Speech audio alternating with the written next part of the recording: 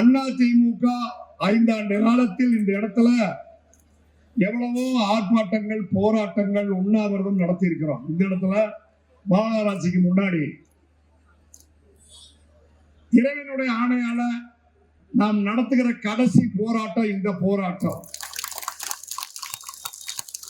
ஒரு அமாவாசைக்கு பிறகு கரெக்டா ஒரு அமாவாசை முடிஞ்ச அடுத்த பௌர்ணமியில தமிழகத்தினுடைய முதலமைச்சராக நம்முடைய அண்ணன் எடப்பாடியார் இன்னும் கூட பலமா கைதரலாம். தமிழகத்தினுடைய முதலமைச்சராக நம்முடைய அண்ணன் எடப்பாடியார் பொறுப்பேற்பதை ஒரு ஸ்டாலின் அல்ல, 1 கோடி ஸ்டாலின் வந்தாலும் எந்த கொம்பாதி கொம்பினாலும் தடுக்க முடியாது. இன்றைக்கு தமிழகமே மிகப்பெரிய எழுச்சியோடு எப்போது எடப்பாடியார் வருவார், நல்லாட்சி தருவார் என்று தமிழகம் தவியாய் தவித்து தவமாய் தவம் இருந்து கொண்டிருக்கிறது. நமக்கு துணையாக எடப்பாடியார் அவர்களை இந்த ஆசனத்திலே அமர வைக்க வேண்டும் என்பதற்கு நமக்கு துணையாக பாரத தேசத்தினுடைய மூத்த தலைவர் நம்முடைய பாரத பிரதமர் நம்மோடு நம்முடைய படையை வழிநடத்துகிற கிருஷ்ணராக முன்னின்று செயல்பட்டுக் கொண்டிருக்கிறார். கிருஷ்ண பரமாத்மாவாக மோடி இருக்கிறார். களத்திலே விளையாடுகிற மாபெரும் வீரராக, வெற்றி வீரராக, பஞ்சபாண்டவர்களே வில்வத்திலே தலை சிறந்த விவேகமிக்க தலைவராக நம்முடைய அர்ஜுனன் இருக்கிறார், நம்முடைய எடப்பாடியார் இருக்கிறார்.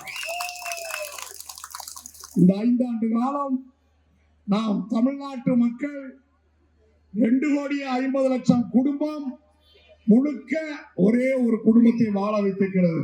அந்த குடும்பம் தான் கருணாநிதியுடைய குடும்பம், மு.க. ஸ்டாலினுடைய குடும்பம். 5 ஆண்டு காலம் தமிழ்நாட்டு மக்கள் யாரும் நிம்மதியாக வாழவில்லை. தமிழ்நாட்டு மக்கள் யாரும் நிம்மதியாக எந்த தொழிலும் செய்ய முடியவில்லை. எல்லா வகையிலும் தமிழ்நாட்டு மக்கள் சுரண்டப்பட்டார்கள். சுரண்டப்பட்டு ஒடுக்கப்பட்டு மக்கள் வாழ்கிற வாழ்வாதாரம் இழந்து சிரமப்பட்டு கொண்டிருந்தார்கள். அதற்கெல்லாம் முடிவு கட்டி நாம் நடத்துகிற இந்த கடைசி போராட்டம், இங்கே திரண்டிருக்கிற 15,000 25,000க்கு மேற்பட்ட இளைஞர்கள், இளம்பெண்கள், மாணவர்கள், மாணவிகள் ஒரு சபதம் எடுக்க வேண்டும்.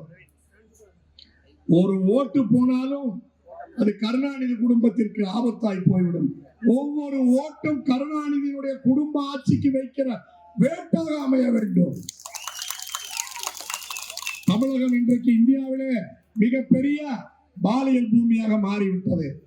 நேற்றைக்கு முன்தினம் விளாத்திகுளத்திலே 16 வயது இளம்பெண் 10ஆம் வகுப்பிலே 500க்கு 495 மதிப்பு பெற்ற பெண் பாலியல் பலாத்காரம் செய்யப்பட்டு கண்டதுண்டமாக வெட்டி கொல்லப்பட்டிருக்கிறார். கண்டதுண்டமாக வெட்டி கொல்லப்பட்டிருக்கிறார். இன்று வரை குற்றவாளிகளை கண்டுபிடிப்பதற்கு இந்த விடியா திமுக ஆட்சிக்கு வக்கில்லை, வழியில்லை, திக்கில்லை, திராணி இல்லை. எனவேதான் எடப்பாடியாருடைய நல்லாட்சி வர வேண்டும். அண்ணா பல்கலைக்கழகத்திலே மாணவி மாலை நேரத்திலே திமுக அமைச்சருடைய பினாமி தூண்டுதலாலே பாலியல் பலாத்காரம் செய்யப்பட்டார். இன்று வரை ஸ்டாலினுடைய ஆட்சியிலே யார் அந்த சார் என்பதற்கு விடிவே கிடைக்கவில்லை, விடையே கிடைக்கவில்லை. அண்ணா நகரிலே 10 வயது பெண் பாலியல் பலாத்காரம் செய்யப்பட்டார். அந்த பெண்ணுக்கு இன்று வரையிலே நீதி கிடைக்கவில்லை. உச்ச நீதிமன்றம் சிபிஐ விசாரணைக்கு உத்தரவிட்டாலும் ஸ்டாலினுடைய அரசு சிபிஐ விசாரணை வேண்டாம் என்று தடையாணை பெற்றுக் கொண்டிருக்கிறது. இப்படிப்பட்ட ஒரு ஆட்சி தேவையில்லை என்பதை உணர்த்துகிற வகையிலே பல்லாயிரம் பேர் இங்கே அணிதிரண்டிருக்கிறீர்கள். எனவே ஒற்றுமையாக இருந்து நம்முடைய தோழமை கட்சிகள் அனைத்தும் ஒருதாய் பெற்றெடுத்த பிள்ளைகளாக நீ நான் என்று வேறுபடாமல் நாம் என்று ஒற்றுமையாக இருந்து நம்மில் யாருக்கு ஒரு சிறு பங்கம் வந்தாலும் அதை முறியடித்து